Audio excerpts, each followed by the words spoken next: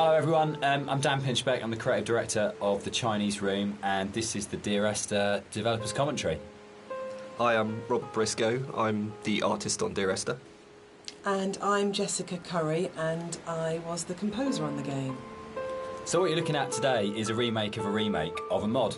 Dear Esther started off in 2007 as a Half-Life 2 mod that did really, really well in the modding community, which was fantastic, and as a result of that attracted the attention of Rob, who worked as the primary developer on a Source remake of the game that was released in 2012.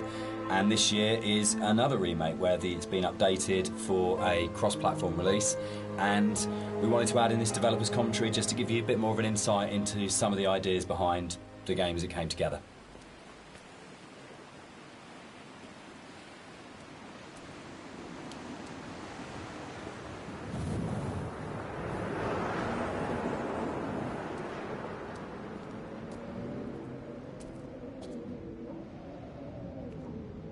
So you'll see around you in a lot of the environments, there's a lot of detail ingrained into everything.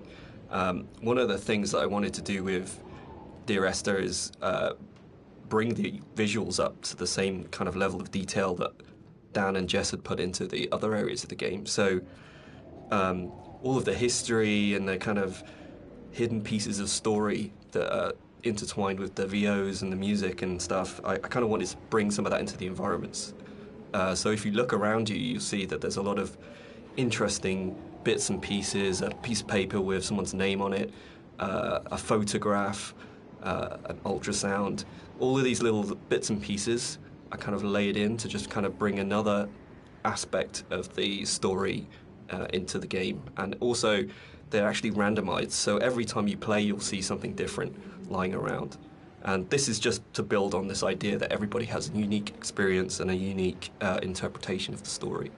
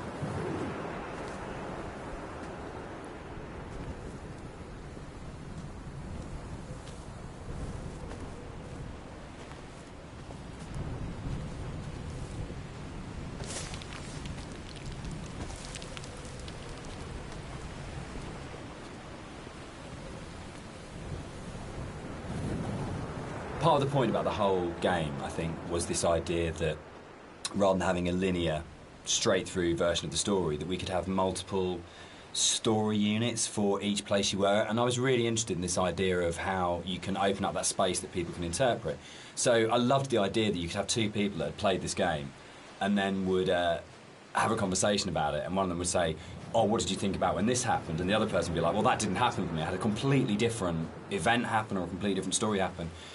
And it kind of feels very gamey in that way, that actually one of the things I love about writing for games is that you hand over so much control to the player that it becomes their story, and that's really, really important rather than trying to force them. So using randomised blocks of voiceover in the game and the kind of randomised prop details that Rob was talking about means that it gives it a really different feeling every time you go through. And that's kind of interesting for me, because I like the idea of going, well, not everyone has to have the same experience, and because it's interactive, you have the capacity to have very different experiences occupying the same space. So yeah, but balancing all that then becomes an absolute nightmare. I think it's nice though, because everybody gets a personal experience. Like, I love reading the forums and seeing how people come and they sort of tell their story and what they interpreted of it, and then you see other people discussing what they thought of it. And to me, it's kind of nice because everybody takes something unique away from it.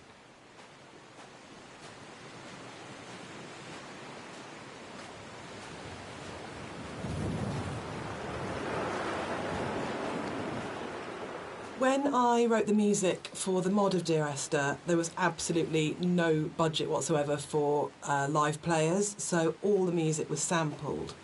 But one of the good things about that is it actually forced me to be quite creative about how I wrote the music. So with my background in sound art, I wanted to use samples in a different way that wasn't just using it to sound like a violin. I wanted to time stretch and manipulate samples to make something different and strange and quite unique.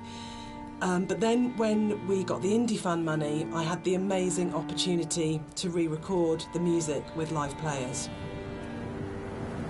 So people have asked why the Dear Esther's set on a Hebridean island. What's really interesting about this is one of those times when your kind of aspirations as an artist and the practical realities kind of dovetail. We knew that we had to have some way of limiting the player from disappearing off the play space, and when we made the original, it was a mod, and because it was a Half-Life 2 mod, you kind of had Eastern European city, spaceship, or blasted, desolate landscape. We had three options if you didn't want to start making any other assets. So it started off with these practical constraints. We don't want to set it on a spaceship, we don't want to set it in an Eastern European city, so it's got to be on this kind of like this desolate landscape. And we want to limit the player, so an island seems like a natural choice. And it's really interesting how you start from that, and we had this big lump of clay on a table that we were carving out paths and things to annoy the cleaners and things like that. And Jess and I were talking, and Jess started making sort of snippets of music to kind of go in there. And then all of a sudden we just went, oh, that's the story. Oh, that's what happened here. But it really started, I think, from the place. And when we started looking at photographs of Boré, we started going and reading. Everything about Esther, for me, is a dream. The landscape is not an island, it's the dream of an island. The music is like music that you wake up because you've heard in your sleep, but you're not conscious of hearing it. And the language in the story was supposed to be like that as well. It didn't matter the sense it made, it was more about the kind of the shapes it created, if that makes sense. This symbol on the beach, which is the golden ratio, it's one of the only things that's really left explicitly from the mod. In the original mod, there was an awful lot of more kind of symbols and kind of a much more kind of mystical, sort of magical element to the island. There was a lot of very weird stuff in there. And a lot of them came out of the commercial version because they felt like they were a little bit explicit. And instead, there's a lot more hidden kind of codes and symbols in there. There's still some stuff which... So something I wanted to do as an artist was create some kind of reward for the player when they explore the island.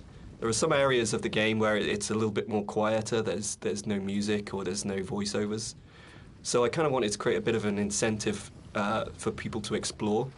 And you'll find around the island that these kind of like random scattered items that usually slightly out of place from the environment themselves, but in another aspect, they actually bring a little bit of story to the island itself, usually to the island or to the actual protagonists or the characters that surround it. So you'll find that around the island these little props and stuff. Just keep your eye out for it if you're exploring.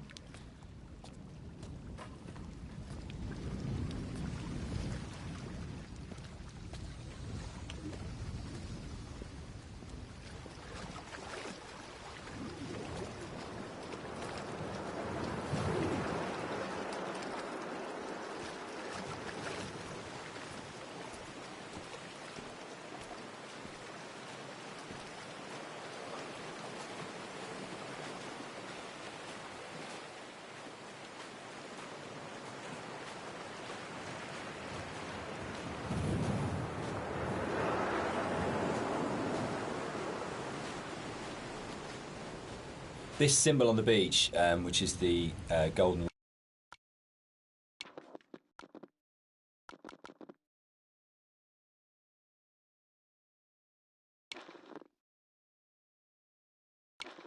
ratio, it's one of the only things that's really left explicitly from the mod. In the original mod, there was an awful lot of more kind of symbols and kind of a much more kind of mystical, sort of magical element to the island. There was a lot of very weird stuff in there.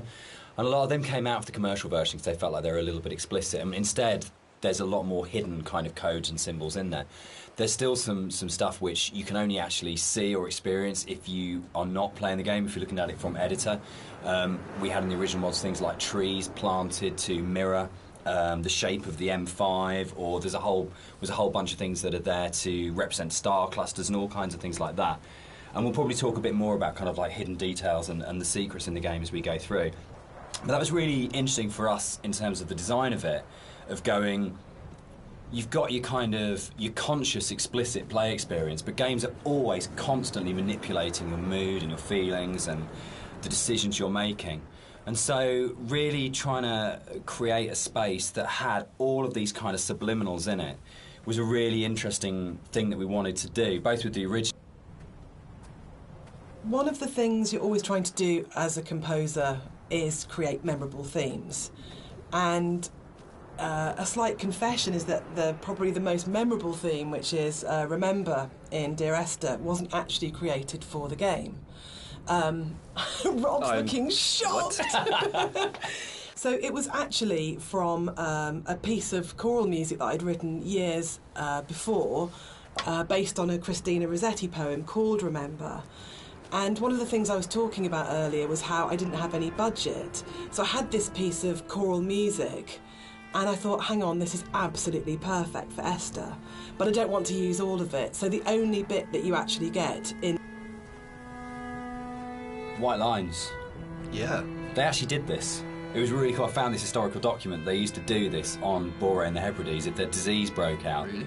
they'd actually chip out and expose the chalk. So if you're on a boat and you were coming to the island, you'd know not to land because it was infectious, which is the coolest, most amazing... It's one of those things where you go, it's almost impossible as a writer to come up with something as cool as that. It just has to be something that was actually done. And it's so sad as well. And I love this bit and the fact that we can do it because it feels really real because it references a real thing. And I don't know, there's something really special about